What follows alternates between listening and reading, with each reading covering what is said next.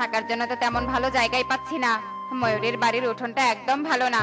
ভালো হলে তো আমি এতক্ষণে আমার থাকার জন্য একটা জায়গা খুঁজে পেতাম। ওই ইঁদুর দাদা, এভাবে ময়ূরের উঠোনটা নষ্ট করছো কেন? যে কোনো একটা জায়গায় গর্ত করে তো থাকতেই পারো। তুই চুপ থাক, আমাকে আমার কাজ করতে দে। ইঁদুর প্রজাপতির কথা না শুনে তার মতো করে মাটিতে গর্ত করতে থাকে। আর ঠিক তখনই ময়ূরী ও মৌটু সে ঘর থেকে বেরিয়ে আসে। দেখো, আমাদের উঠোনের কি অবস্থা হয়েছে। ওই ইঁদুরটা আমাদের উঠোন একদম নষ্ট করে দিচ্ছে। আরে তাই তো, এভাবে চললে তো আমরা আমাদের উঠোনের কোনো জিনিসই চাষ করতে পারবো না। না না, এই ইঁদুরকে এখান থেকে তাড়িয়ে দিতে হবে। কি হলো ইঁদুর, আমাদের থেকে থেমে গেলে কেন? আর তোমার তো দেখি সাহস কম নাই, তুমি কার অনুমতি নিয়ে এখানে গর্ত করছো? মানে ময়ূরী, আসলে আমি আমার থাকার জন্য কোনো জায়গা খুঁজে পাচ্ছিলাম না, তাই আর কি। তার জন্য তুমি আমাদের উঠোনে ভাবে নষ্ট করবে? না না, তুমি এখান থেকে চলে যাও। তুমি থাকলে আমরা আমাদের উঠোনে ভালোভাবে কোনো সবজি চাষ করতে পারবো না।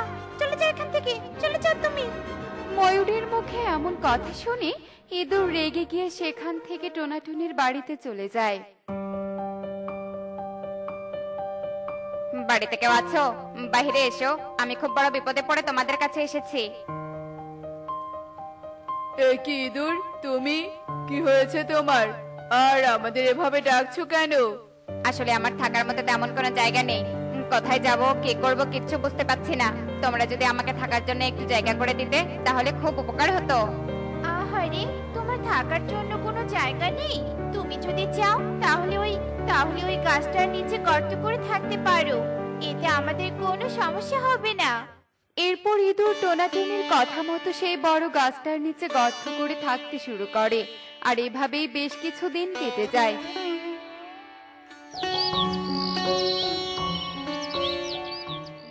কিন্তু হঠাৎ একদিন, আমাকে ছেড়ে দে ডাইনি, বাঁচাও, কে আছো? আমাকে বাঁচাও এই ডাইনির হাত থেকে। দাঁড়া বলছে ডাইনি, দাঁড়া, পরীকে ছেড়ে দে, ছেড়ে দে বলছে। সাহস থাকলে দাঁড়া ওখানে। অনেকক্ষণ থেকে দেখছি তুই আমার পিছু ছাড়ার কোনো নামই নিচ্ছিস না। নিজের প্রাণ বাঁচাতে চাইলে এক্ষুনি এখান থেকে চলে যা, না হলে এই পরীর আগে আমি তোকে মারবো।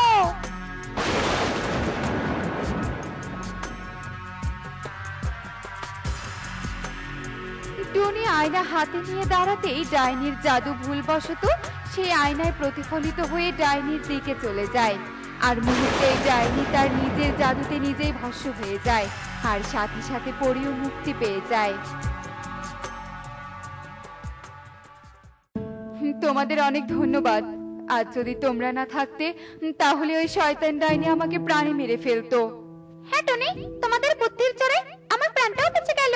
তোমরা যদি বুদ্ধি করে আয়নাটা না আনতে তাহলে যে আজ কি হতো। এভাবে ধন্যবাদ জানিয়ে আমাদের আর ছোট করো না। কেউ বিপদে পড়লে তাকে অবশ্যই সাহায্য করা উচিত। আর তাই আমরা তোমাদের সাহায্য করেছি। তোমরা আমার মন জয় করে ফেলেছো টোনাটুনি। তোমরা অনেক ভালো মনের পাখি। আমি তোমাদের উপহার হিসেবে কিছু স্বর্ণমুদ্রা দিতে চাই। না না পরি, তা হয় না। আমরা তো শুধু আমাদের কাজ করেছি। আর এমনিতেও আমরা এত স্বর্ণমুদ্রা দিয়ে কি করব? আমাদের জীবন যেভাবে চলছে সেভাবে চললেই আমরা খুশি। কিন্তু তোমাদের যে কিছু নিতেই হবে, না হলে যে আমি ঋণী হয়ে যাব। দাঁড়াও, আমি তোমাদের অন্য কিছু দিচ্ছি। এরপর পরি তাদের একটা সুন্দর মাটির ঘর বানিয়ে দেয়। একি, টুনিদের তো আগে থেকে একটা ঘর ছিল, তারপরেও পরি ওদের মাটির ঘর বানিয়ে দিল। ওই ঘরটা যদি আমাকে দিত তাহলে তো খুব ভালো হতো। না না, যেভাবেই হোক টুনিদের ওই মাটির ঘর থেকে তাড়াতেই হবে। আর ওরা চলে গেলে ওই সুন্দর মাটির ঘর হবে আমার। কিন্তু কিভাবে তাড়াবো? দেখি তো, কালো দাদার কাছে যাই, সে হয়তো কোনো বুদ্ধি দিতে পারবে।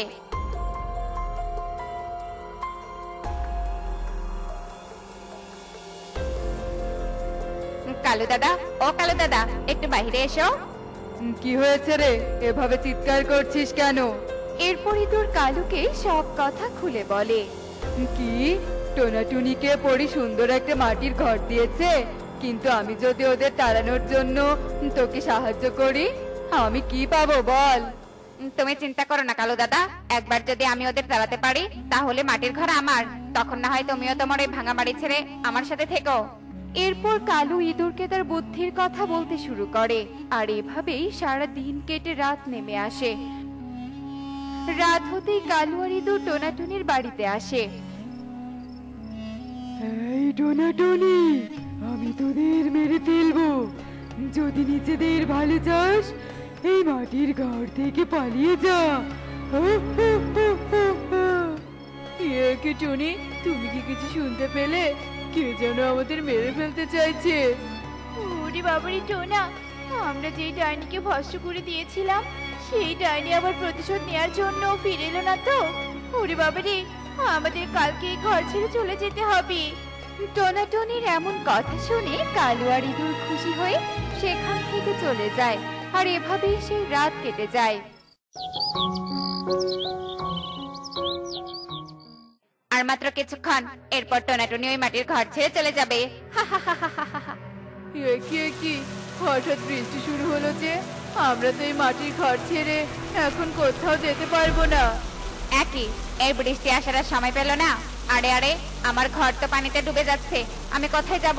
হায় হায় হায় রে, আমার ঘর যে পানিতে ডুবে যাচ্ছে।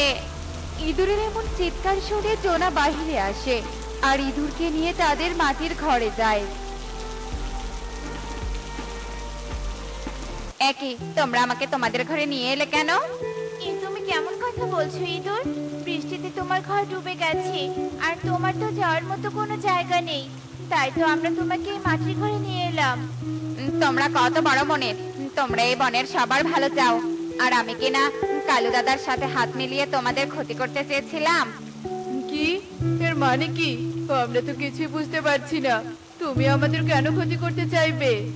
এরপর ইঁদুর তাদের সব ঘটনা খুলে বলে। আর সব শুনে টোনাটুনি অবাক হয়ে যায় আর বলে, তার মানে সেদিন রাতে কোনো ডাইনি ছিল না? তুমি আর কালু মিলে আমাদের ভয় দেখিয়েছিলে। আমার ভুল হয়েছে, আমাকে তোমরা ক্ষমা করে দাও। আমি তোমাদের ভালো দেখে হিংসায় ভুল পথে গিয়েছিলাম, আমাকে তোমরা ক্ষমা করে দাও। তুমি নিজের ভুল বুঝতে পেরেছো, এটাই অনেক। আর কখনো কারো ভালো দেখে হিংসা করবে না, এতে করে তোমারই ক্ষতি হবে, বুঝলে?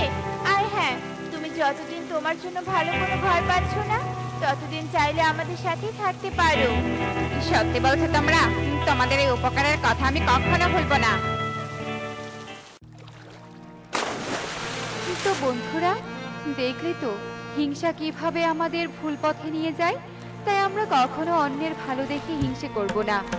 এমনই সব মজার মজার শিক্ষণীয় টুনি পাখির গল্প দেখতে আমাদের সাথেই থেকো। আর গল্পটি কেমন হয়েছে তা কমেন্টে জানাতে ভুলো না কিন্তু। Bye bye. বাহ, এ তো খুবই খুশির খবর। তুমি ছানা দিয়েছো, তাও আবার 3 রঙের 3টি ছানা। তোমার 3 রঙের ছানাদের তো দেখতে যেতেই হবে। হাজার হলেও হে বনি, তুমি আমার একমাত্র বন্ধু। সে যা বলেছো ফুলপরি, সেই যে ভ্রমণে এসে আমার সাথে বন্ধুত্ব করেছিলে, তারপর থেকে তোমার বনে আসা যেন একটা নেশা হয়ে গিয়েছে। তবে চলো, আমার ছানা দেখবে চলো। এরপর টুনি ফুলপরিকে নিয়ে তার বাসায় যায়। আর ফুলপরি টুনির 3 রঙের ছানা দেখে জাদু বলে 3 জনকেই 3টি সোনার মালা দেয়। আর নাদুস নুদুস ছানা 3টিকে ফুলপরি কোলে নিয়ে আদর করে। কোথায় রেখেছে? কোথায়? বদমাইশ ফুলপরি গুপ্তধনের হাড়ি কোথায় রেখেছে? যে করেই হোক ওই গুপ্তধনের হাড়ি যে আমার চাই চাই। ওই গুপ্তধন পেলে আমি এই পরিরাজ্যের রানী হব। কোথায় সেই গুপ্তধনের হাড়ি কোথায়? কি সর্বনাশী কথা! দুষ্টু পরি সবটা জানতে পেরেছে। তবে বড্ড চিন্তায় পড়ে গেলাম তো। কোনোভাবে যদি দুষ্টু পরি গুপ্তধনের হাড়ি পেয়ে যায় তবে তো অনেক বড় সর্বনাশ হয়ে যাবে। না না, দুষ্টু পরীকে আর কিচ্ছু বুঝতে দেয়া যাবে না। খুবই সতর্কভাবে গুপ্তধনের হাড়ি নিরাপদ স্থানে রাখতে হবে। তার আগে দুষ্টু পরীকে এই ঘর থেকে বের করতে হবে।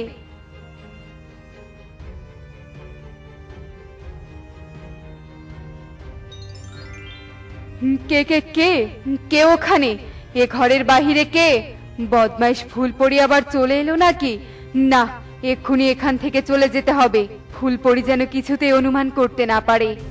এ কথা বলে দুষ্টু পরি জাদু বলে মুহূর্তের মধ্যেই এলোমেলো পুরো ঘরটা গুছিয়ে দেয় আর খুব সতর্কতার সাথে পালিয়ে যায়।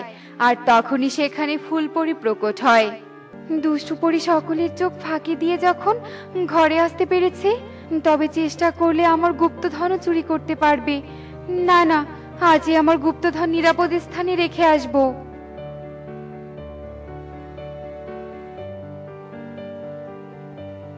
হে কি কাণ্ড! ফুলপরি গুপ্তধনের হাড়ি নিয়ে কোথায় যাচ্ছে? আমি এত চেষ্টা করেও গুপ্তধনের হাড়ি খুঁজে পেলাম না, অথচ ফুলপরি আমাকে বোকা বানিয়ে গুপ্তধনের হাড়ি নিয়ে যাচ্ছে। আমি তো ওই গুপ্তধনের পিছু ছাড়বো না। বন্ধু, তুমি আমাকে সাহায্য করো, আমি যে বড্ড বিপদে পড়েছি। ওই দুষ্ট পরী যে আমার গুপ্তধনের দিকে নজর দিয়েছে। দয়া করে তুমি আমার এই আমানতটা রক্ষা করো, নয়তো আমি যে কিছুতেই পরিরাজ্যে রানী হতে পারবো না। তুমি একদম চিন্তা করো না বন্ধু, তুমি যখন এটা আমাকে আমানত হিসেবে দিচ্ছ, তবে আমি এই আমানত রক্ষা করবই। খুবই খুশি হলাম তোমার কথা শুনে বন্ধু। আমি জানতাম তুমি আমাকে নিরাশ করবে না। তবে নাও এই হাড়ি, আমি পরিরাজ্যে ফিরে যাচ্ছি। আমি ওই দুষ্টু পরীর একটা উপযুক্ত ব্যবস্থা করে তবেই তোমার কাছে ফিরবো। এর মধ্যে তুমি আর আমাকে ডেকো না, এমনকি পরিরাজ্যেও যেও না, তবে আবার দুষ্টু পরী সন্দেহ করতে পারে। তুমি চিন্তা করো না, আমি তোমার কথা মাথায় রাখবো। তুমি যা বলেছো সেটাই হবে। যে করেই হোক আমি তোমার আমানত রক্ষা করবই করব। তবে এবার আমি চলি বন্ধু, সাবধানে থেকো।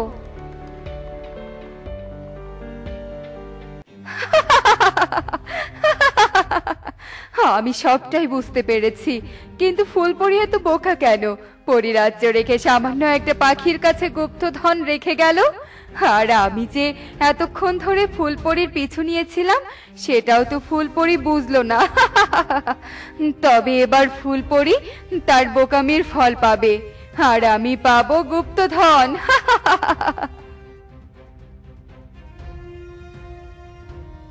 এ কি? কে তুমি? আর তুমি হুড়মুড়িয়ে আমার ঘরে ঢুকলে কেন? বেরিয়ে যাও বলছি, বেরিয়ে যাও। তোমাকে দেখে আমার ছানারা ভয় পাচ্ছে তো। দুষ্টু পরী তো সবসময় ভয়ই দেখায় ছোট পাখি। আমি তোদের ভয় দেখিয়ে ফুলপরির গুপ্তধন নিতে এসেছি। দে ছোট পাখি, এক্ষুনি আমাকে ওই গুপ্তধন দে। কি যা তা কথা বলছো? কিসের গুপ্তধন? আমি কোনো গুপ্তধনের খবর জানি না, আর কোনো ফুলপরীকেও চিনি না। তুমি যাও তো, দূর হও আমার বাসা থেকে, যাও বলছি। চুপ কর, তুই কি আমাকে বোকা পেয়েছিস নাকি? শোন ছোট পাখি, আমি ফুলপরীকে অনুসরণ করেই এখানে এসেছি, আর আমি খুব ভালো করেই জানি ওই হাড়ি ভর্তি গুপ্তধন তোর কাছে আছে। ভালোই ভালোই গুপ্তধন দিবি, নাকি আমি তোর 12টা বাজাবো? যতই তুমি আমাকে ভয় দেখাও না কেন, লাভ হবে না। টুনির কথা শুনে দুষ্টু পরী রাগে গজগজ করতে শুরু করে, আর গুপ্তধন না পেয়ে দুষ্টু পরী টুনির 3 ছানাকেই জাদু করে পাথর বানিয়ে রাখে। কিন্তু টুনির কান্না করা ছাড়া আর কোনো উপায় থাকে না। এখন কেঁদে কোনো লাভ নেই, তোর ছানারা এমন পাথর হয়ে থাকবে। যতদিন না তুই আমাকে ওই গুপ্তধন দিবি, ততদিন তোর ফুলপরিও তোর ছানাদের ভালো করতে পারবে না। এখন ভেবে দেখ তুই কি করবি। যদি গুপ্তধন দিতে পারিস, তবে আমাকে ডাকিস।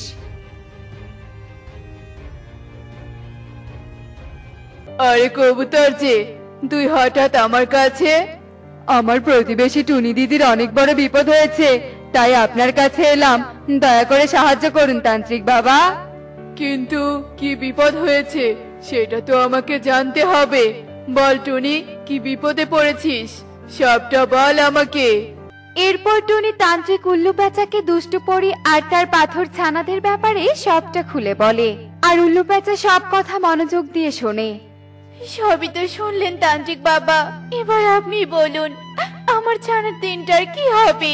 কিছুতেই কি আমার ছানাদের ভালো হওয়ার কোনো উপায় নেই? নিশ্চয় আছে টুনি, তুই একটু শান্ত হ।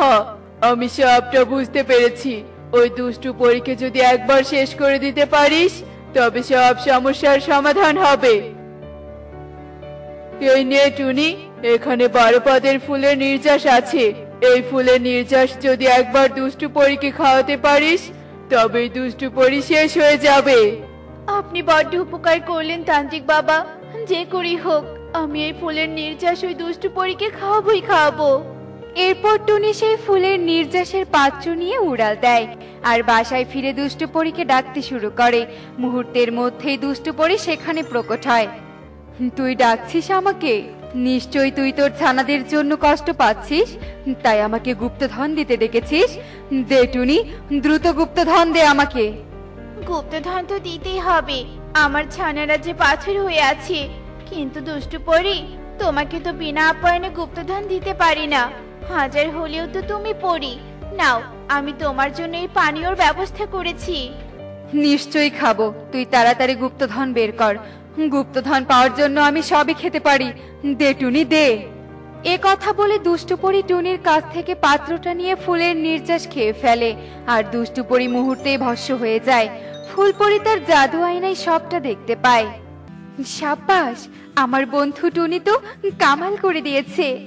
যেই দুষ্টুপরীকে আমি এত করে খুঁজছি, আর সেই দুষ্টুপরীকে টুনি শেষ করে দিল। তবে এক্ষুনি যেতে হবে টুনির কাছে, একটা উপহার তো টুনির প্রাপ্য। এরপর ফুলপরি টুনির কাছে যায়, আর উপহার স্বরূপ টুনিকে 1 হাঁড়ি সোনার মুদ্রা দেয়। আর ফুলপরি তার গুপ্তধনের হাঁড়ি নিয়ে চলে যায়। দেখলে তো বন্ধুরা, ভালো কাজের প্রতিদান ভালোই হয়। এমনই সব মজার মজার শিক্ষণীয় টুনি পাখির গল্প দেখতে আমাদের সাথেই থেকো। আর গল্পটি কেমন হয়েছে তা কমেন্টে জানাতে ভুলো না কিন্তু। Bye bye.